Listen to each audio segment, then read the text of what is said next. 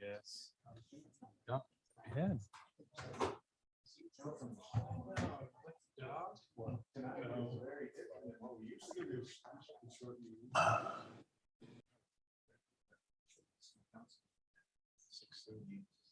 But we canceled it. Building that we need to have for a bond. We're gonna do some things like we do anyway. Did you want to speak to us? Okay. Well, welcome. I'm glad you're here.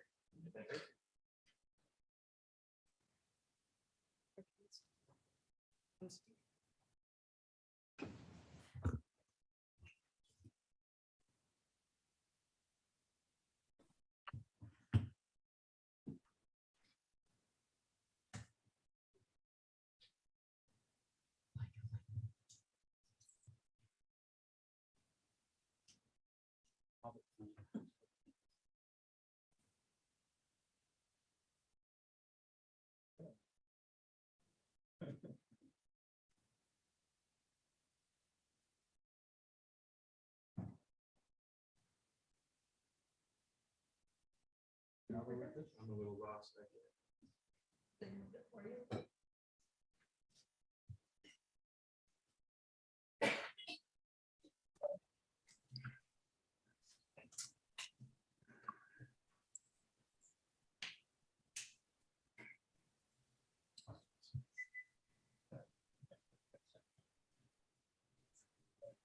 Good evening. We'd like to call to order this special electronic meeting of the Building Authority, excuse me. And it's 6:30 p.m. West Valley City Hall Council Chambers. We'd like to welcome everyone here. Roll call shows all present, either electronically or in person. First, is Jake on? I don't see him on my screen. No, and Tom is not in attendance either. And okay, well, that's because they didn't put that screen up for a minute. So we do have Mr. Hune and Mr. Fitisumanu who are excused at this point. We'll be notified if they do come on electronically. We do have a quorum in attendance. We move on to the approval of our minutes of our last meeting. I would move for approval of the May 3rd, 2022 meeting or minutes. Second.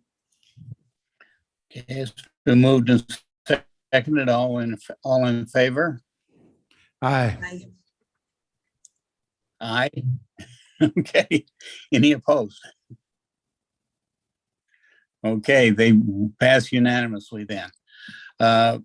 Because we have citizens and residents that didn't understand that we were not holding a regular meeting tonight, there may be some there that would like to make public comments. So Mr. Nordfeld, would you like to make a motion? Thanks, Mr. Christensen. I make a motion that we amend the agenda to include public comment time period using the same rules that we use in our regular meeting for the public comment period. Thank you. Is there a second? I'll second. Okay. Thank you. I think Mr. Whetstone, would you please call those persons forward who have signed Donna, up? I think we need to have a vote on that motion. Well, but yeah, why don't we? Okay. Ms. Kamek, would you like to move, ask for the vote? We can do a voice vote, or I can call each council member by name, whichever you prefer. All in favor of adding public comment to our agenda, please say aye. Aye. Any opposed? Yes. Okay, it passes by majority then. So, Mr. Whetstone? You bet. Thank you. So we do have a couple of folks that have signed up for the public comment period. The comment period will be limited to 30 minutes, and any person that's wishing to comment shall limit their comments to 5 minutes. This comment period will be recognized by the chair or vice chair of the committee. And upon recognition, they shall approach the microphone, and all comments will be directed, I guess, to the mayor or to the chair. And no person addressing the city council during that comment period shall be allowed to comment more than once, and they shall not expect a debate with the mayor, city council, or staff. However, the mayor, city council, or staff may respond within the 30-minute comment period. And the first on the list is Alan Nauman.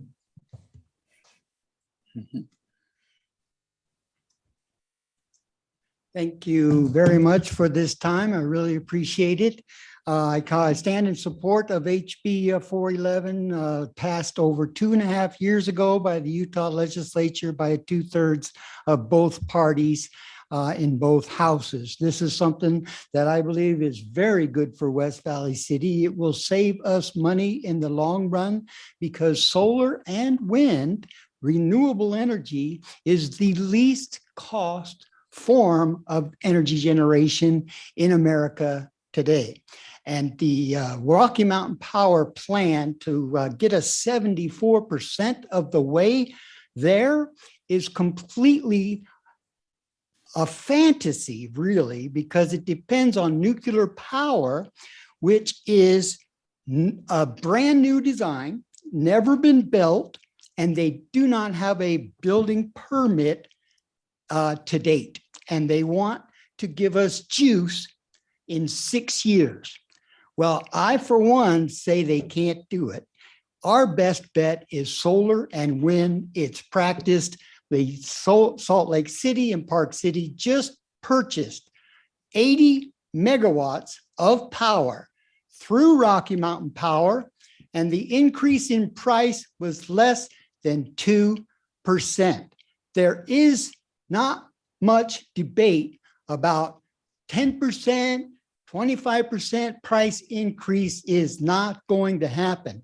This is a negotiation with several jurisdictions, not ourselves, with Rocky Mountain Power. We don't have to trust Rocky Mountain Power. This is our best venue because what they're saying they can do in 10 years, I don't buy it. This is our best path. Negotiate with Rocky Mountain Power and come up with a good solution because solar and wind cost less to build and it's clean. Why your residents want clean energy is because they have concerns about climate change and pollution and emissions. This does not solve all our problems. This is number 3 on the list, utility generation pollution. First is transportation. Second is buildings. We have a lot more to do that it's not on the sustainability website of West Valley City. We are the 2nd largest city in this state. We are the most diverse with a very poor population in relatively speaking. 40%, apparently, if my demographics are correct, are close to the poverty level or are close. This is the best path financially. And so please do your homework. Please pass this. Thank you very much for your leadership today, Lars, to get this on the agenda next week. Make the 2nd largest city in this state proud to force the legislature to look at cities want to go 100% renewable.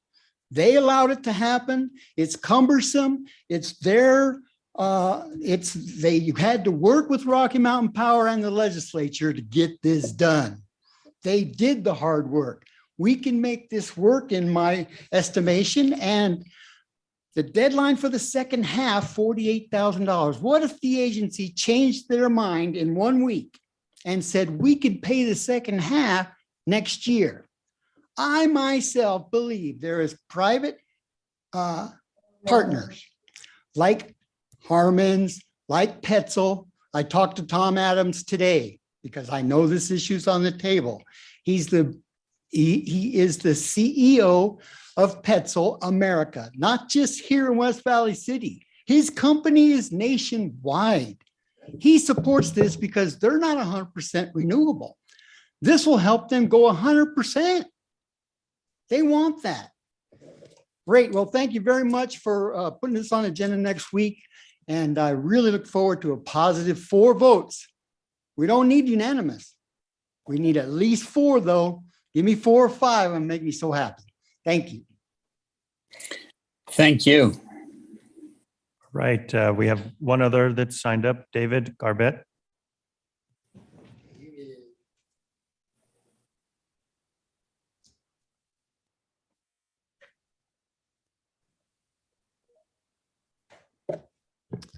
Mayor, council members, thank you for this time. I wanted to follow up on Alan's comments and some of the views that were expressed in the study meeting.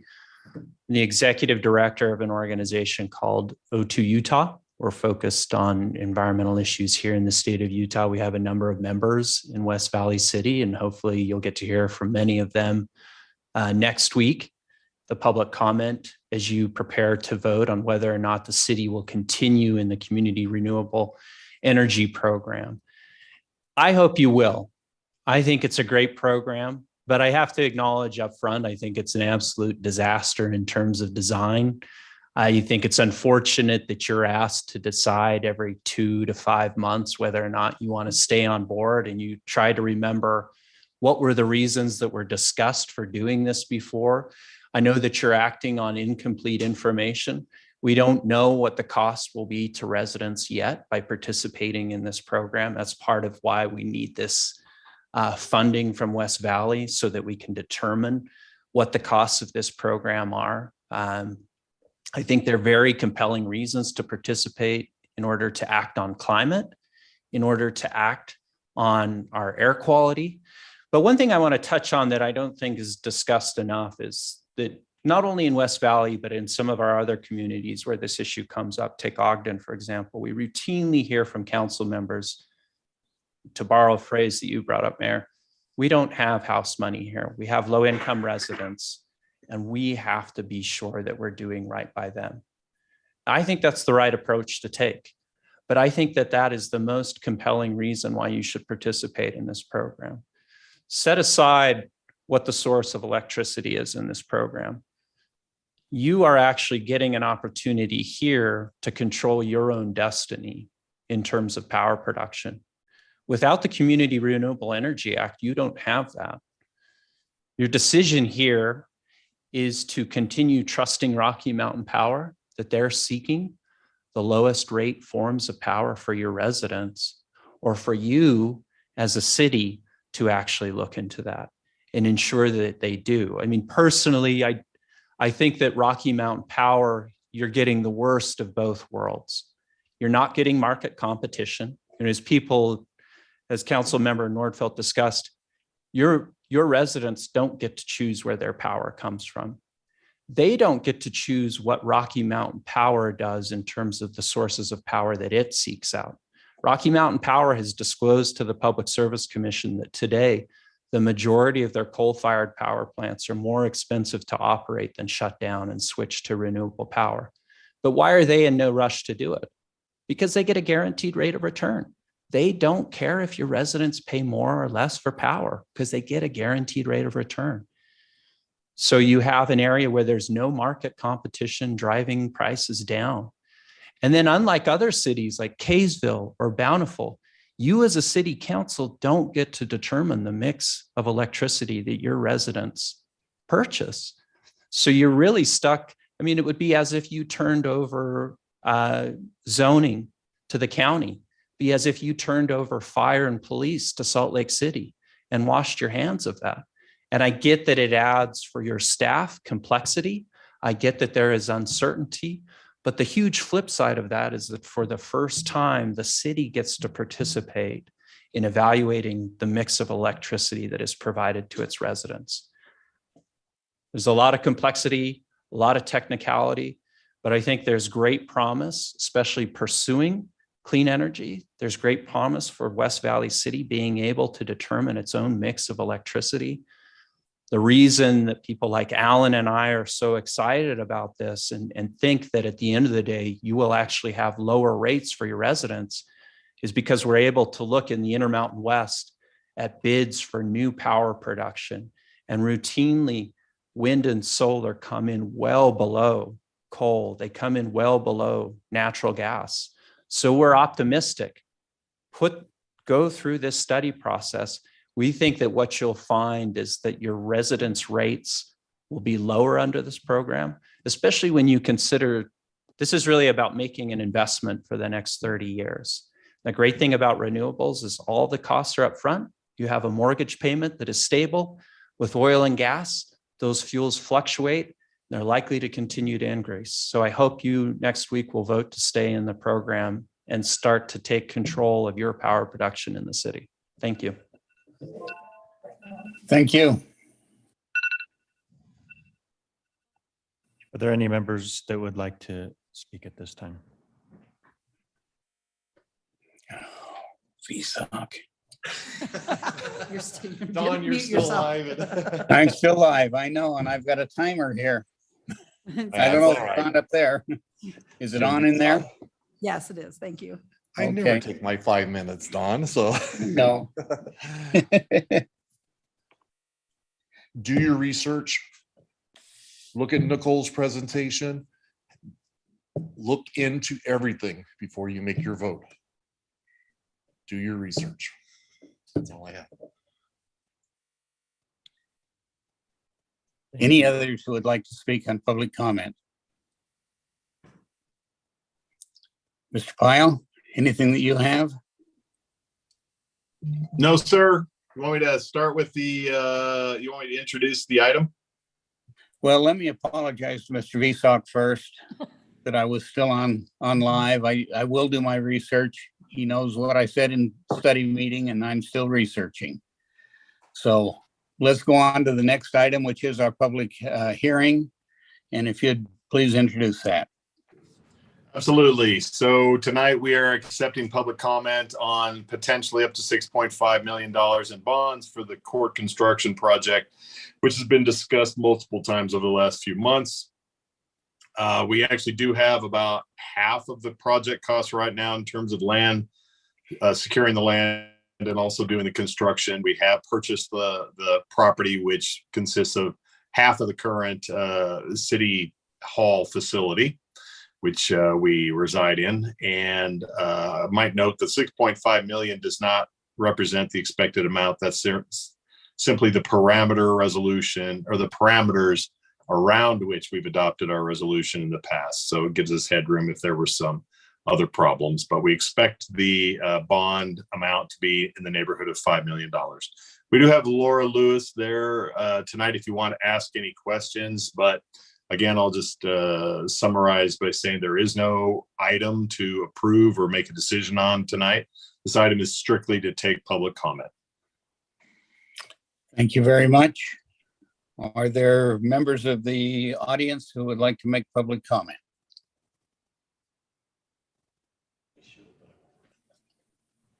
I don't see a lot of people rushing up to the podium.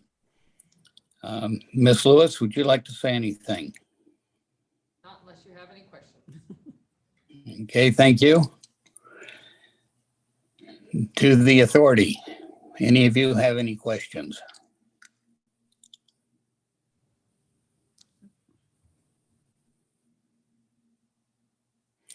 Boy, everybody's quiet. Maybe I ought to do it from here all the time. Don, I have a question. Do we know Okay. when we anticipate a resolution and then when we anticipate the bond sale? Yes, we do know Laura, I see, is coming up to the podium. She can address that. We are in the final stages of getting ready for our bond rating presentation right now. Thank you. So we're having the rating presentation to Standard & Poor's tomorrow. They typically take 2 weeks to get a rating to us. And at that point, that rating will go on to the preliminary official statement, and it will be provided to the underwriter who will mark it. And they usually like a week in advance. So I expect that we will be in the market in 3 weeks' time. So any praying, candle lighting, whatever that you can do with the Fed chair people. The market's been kind of a roller coaster. So the sooner we can get in, the better. If we are ready to go to market and it's a bad day, we may, because it's a negotiated sale, we can put it off a day or two or a week or whatever. So we do have that flexibility, and we'll watch all of those things. And when will we have a good idea of the rate on those? On that day. So on the day of pricing, typically what we have is an order period of about 2-ish hours. And we can actually now, I've been in this long ago, didn't have, this electronic access, but you can, on an electronic access called iPrio, we actually get to see the orders that come in and who they're coming in from. So it might say, $1 million from JP Morgan for these 3 maturities, and $1 million from Mackay for these maturities. So you get to see those come in live, and you can see where there are holes effectively, right? Or if there are what we call oversubscription. In a normal stable market, which we're not in now, if we see a lot of oversubscription, I'm like, oh, yay, rates will go lower. And if that's true across the board of all your maturities, I would still expect them to lower rates a little bit from what they go out to, to see where the market will put orders. But I just had a transaction in the market last week for Eagle Mountain. And the early maturities, it had like 15-year maturity. Early maturities were oversubscribed. And again, in a normal market, I'd be like, yeah, yay. But the last 5 maturities, years 10 through 15, there weren't enough orders. And, given where rates are moving up every day in my world, in the municipal world, the underwriter said, okay, we're going to extend the order period and raise the yields. And you have to worry about the integrity of the yield curve, blah, blah, blah. But that deal was 15 years. And I think I hate to go on record because I have the numbers in front of me. I want to say it was like a 376-ish in that neighborhood. But when we end that order period, at that moment, then the underwriter agrees to underwrite for those rates, and you agree to accept those rates. A document is prepared called the bond purchase agreement. It all has to be within the confines of the parameters that you have adopted. And if it's in the confines of those parameters, then it can be executed, and then those rates are locked in. And that's, takes us a week to close and get money wired, but those rates are locked in on that day. So I would expect roughly 3 to 3.5 weeks from tomorrow. You got to make it a contest. See if I could answer one question short. I do love what I do, but any other questions? Thanks, Laura. Thank you. Any other questions from the authority?